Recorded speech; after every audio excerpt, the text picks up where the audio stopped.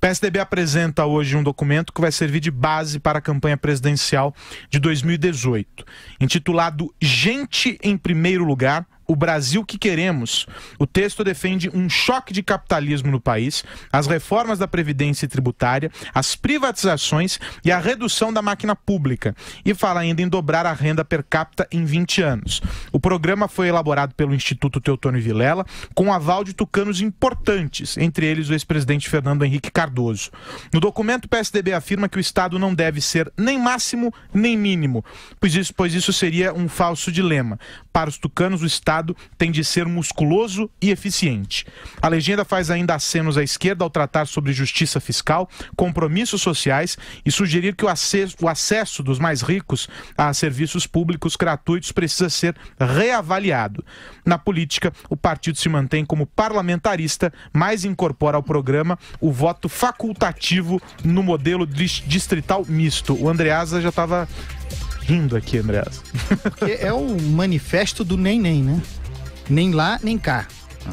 E eu achei muito curioso, para mim, conceitualmente muito curioso, a expressão choque de capitalismo. Porque eles não escondem, é uma referência ao Mário Covas, ex-governador de São Paulo, senador da República, um discurso no Senado, se eu não me engano, quando anunciou que seria candidato, o primeiro candidato do PSDB à presidência. Isso é de 89, o ano em que houve essa eleição. Choque de capitalismo. Ele estava certo. Só que o Brasil continua precisando de um choque de capitalismo, mesmo depois de 8 anos de governo do PSDB. É como se o PSDB não tivesse governado. Ele governou e não foi capaz de dar esse choque de capitalismo. O Plano Real não é choque de capitalismo. É muito importante, é um passo muito importante, mas é outra coisa. Ah, mas os governos tucanos privatizaram as Teles, privatizaram a Vale. Sim, mas não o fizeram e isso é muito importante e essa falta de convicção continua existindo nesse documento. Não o fizeram por convicção. Não havia convicção ideológica, não há convicção ideológica num programa de privatização. A privatização do Brasil, em todos os governos que privatizaram, inclusive no governo Temer, que não exatamente privatiza, mas dilui sua participação, faz concessão, chame como quiser, o faz para garantir caixa. Então vocês vejam que coisa dramática.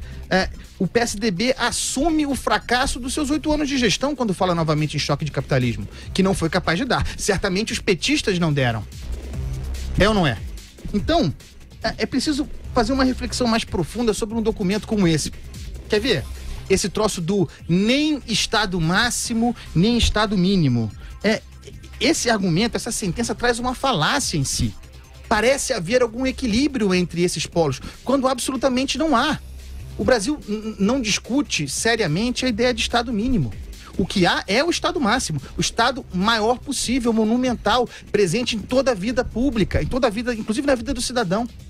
Isso é o que há. Então não se dá para falar em Estado mínimo, não se dá para falar no nem lá, nem cá, se você não começar basicamente por diminuir o Estado. Para valer, diminuir o Estado. Então essa sentença, nem máximo, nem mínimo, é falsa. Ela não se sustenta. Nós estamos longe de poder formular essa sentença. Madu, você já nos ouve? Estamos falando sobre o documento base para a campanha presidencial do PSDB e sobre a posição que assume agora Geraldo Alckmin, que você ficou fora do primeiro tema por causa da conexão. Queria ouvi-lo. Ouvo você desde o início, Carlos Aros, não só você, como ouvo também Vera Magalhães e Carlos Andreasa. É muito difícil agitar qualquer coisa, mas eu vou tentar, tentar até resumir o que se falou aqui, que em parte eu coloco, é o seguinte. Primeiro, realmente o Geraldo Alckmin de 2006 não é o Geraldo Alckmin de 2018, né? Muito porque até não é só a questão do Geraldo Alckmin, mas o próprio eleitorado mudou muito.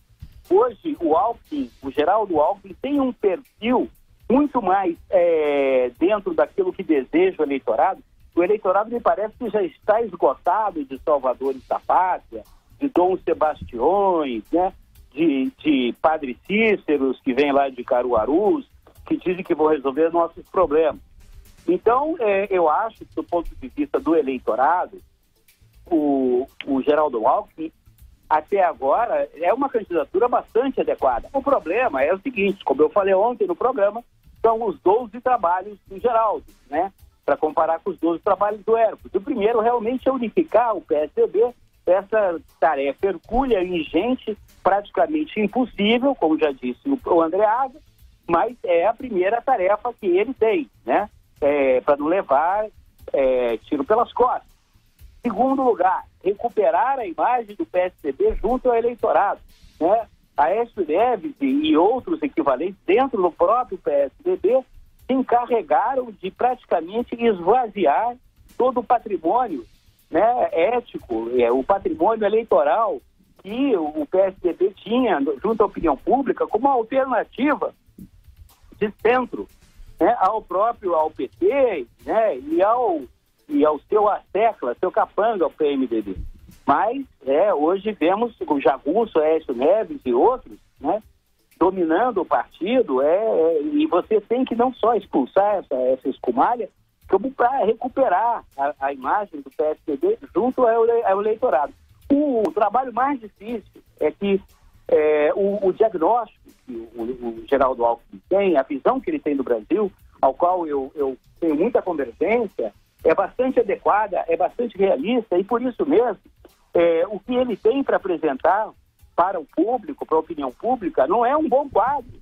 Ele tem que convencer o eleitorado que o Brasil, todos os brasileiros, a maior parte sem culpa nenhuma, vão ter que engolir remédio amargo para poder o Brasil retomar um caminho de desenvolvimento sustentado, né? O Brasil precisa de um choque de capitalismo, o Brasil precisa acabar com os privilégios, principalmente no setor público, o Brasil precisa da aplicação da lei, enfim, não é uma campanha, se tiver o discurso que ele vem apresentando, não é um discurso muito simpático, mas é realista.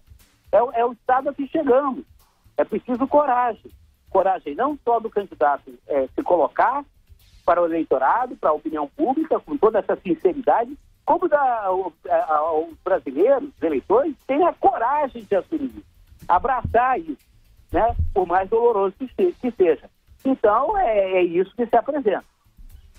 Vera, e você?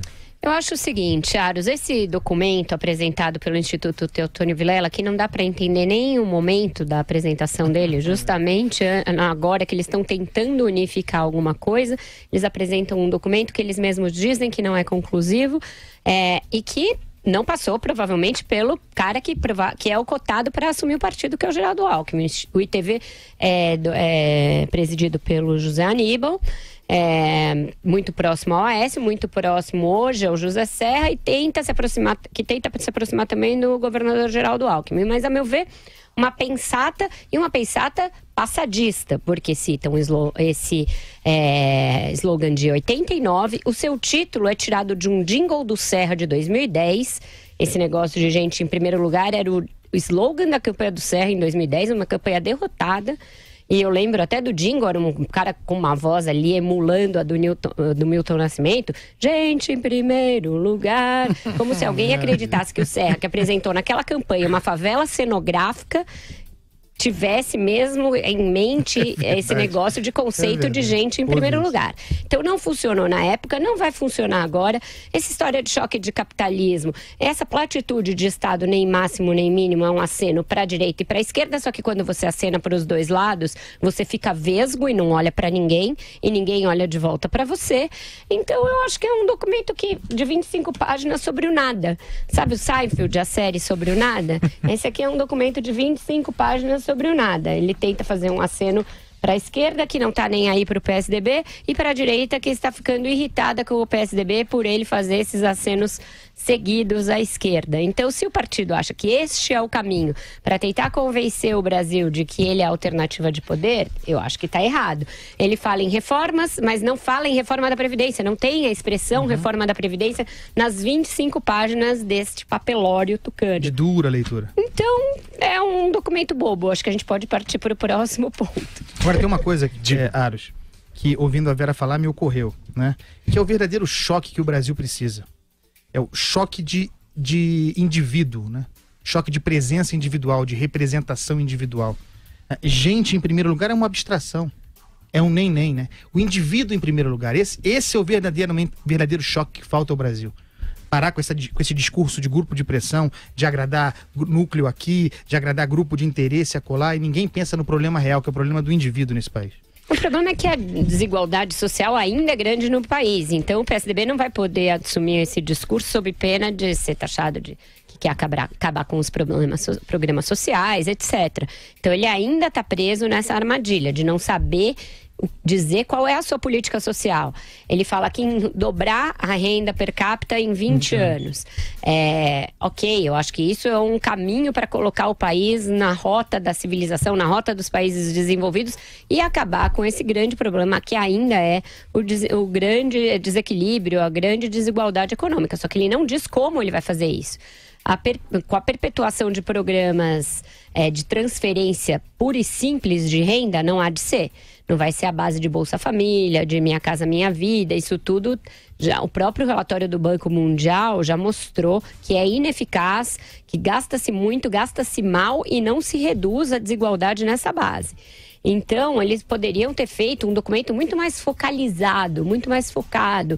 Olha, qual política social, uma política social moderna, uma política social que não trata os grupos como dependentes do Estado, como eternos clientes do Estado. Como eu vou dar esse choque de capitalismo sem descuidar do necessário combate à desigualdade social? Eles não sabem fazer esse salto, eles não sabem dar esta mudança, essa qualificação na política. Então, você vê um partido ainda bastante perdido. E tampouco conseguem disputar com o PT o monopólio desse discurso social. Também é um campo em que, se entrar para disputar, se achar que pode disputar, primeiro que o campo já está ocupado e vai apanhar demais. Diz aí, Madu, concorda? Peraí. Não concordo. Primeiro, o PSDB, apesar de ter negado várias vezes, né, forjou o plano real, o plano de estabilização, né, e toda a reorganização da economia brasileira no final dos anos 90, no século passado. Peraí. Não se pode esquecer isso. Por outro lado, mal ou bem, o PSDB conta entre os seus membros e simpatizantes, cientistas políticos, economistas, a começar pelo próprio Armínio Fraga, você tem a Helena Landau, você tem o professor Baixa, você tem o Pedro Malan. Eu vou ficar aqui horas enumerando as pessoas próximas ao PSDB, podem não ser ativistas, militantes, mas são simpáticos à plataforma do PSDB. Se uma coisa que o PSDB tem são quadros, se uma coisa que o PSDB pode fazer são propostas. O que pode ter sido, na questão desse documento, foi o que a Vera falou. De repente, não se soube para quem que você... Para quê e para quem que você estava fazendo esse documento? Eu acho que esse documento, evidentemente, muito mais para fora do partido, pode ter sido até um pouco precipitado em função... Olha, eu estou falando isso... Eu saí do PSDB, hein? Quero deixar isso bem claro. Eu era membro do PSDB, saí do PSDB, estou, como eu disse, eu sempre digo, eu sou um corno do Aécio Neves, né? Fui traído pelo Aécio Neves, né? Sou um marido traído pelo Aécio Neves, né? E saí do PSDB. Eu não estou aqui fazendo a defesa do PSDB, mas estou aqui trazendo a justiça, né? Factual. Né? Então, não se pode comparar o PSDB sequer em termos de plataforma, de formulação política, qualquer política que seja econômica ou social, com o PT e que dirá com o PMDB, para não citar o resto da escumalha. Agora, o PSDB paga um preço caríssimo, né, pelos pecados graves que vem cometendo nos últimos tempos, de luta interna, né, de questões da sua cacicada interna, da dificuldade de novos valores assumirem um partido. Agora, que é um partido mais apetrechado para propor coisas factíveis, né, não populistas para a sociedade brasileira, isso eu não tenho a menor dúvida. Entendeu? E eu botaria aí também, para se fazer a justiça, também um setor importante do PPS, que também tem bons quadros. Agora, o resto pode jogar no lixo. É isso aí.